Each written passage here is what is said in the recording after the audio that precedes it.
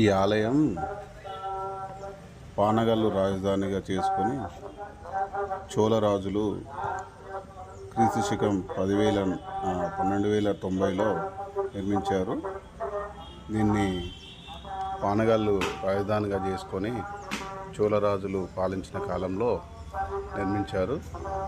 ఈ ఆలయాన్ని ఈ మధ్యలో మన తెలంగాణ గవర్నమెంటు అభివృద్ధి చేసి వెలుగులోకి తీసుకొచ్చింది. ఇక్కడ శివలింగం వెనకాల ఛాయ కనబడుతూ ఉంటుంది.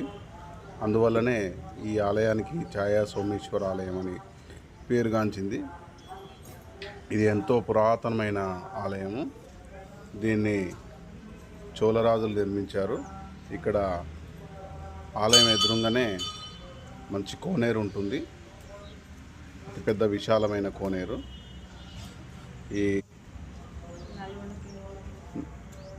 నల్గొండ నుంచిలోనే ఒక 4 కిలోమీటర్ల దూరంలో ఆలయం నిర్మించడం జరిగింది. దీని పక్కనే మంచినీరు అందించడానికి అప్పట్లో చోళరాజులు తవ్వించిన ఉదయ సముద్రం అనే ఒక పెద్ద చెరువు ఉన్నది. అది నల్గొండ పట్టణానికి మంచినీరు కాబట్టి మీరందరూ కూడా ఈ పురాతనమైన సోమేశ్వరాన్ని దర్శించి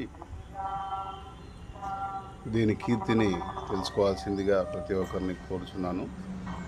అట్లానే ఈ యొక్క ఆలయం ఎంత పురాతనమైందంటే క్రీస్తు శకం 1200వ శతాబ్దంలోనే నిర్మించడం జరిగింది.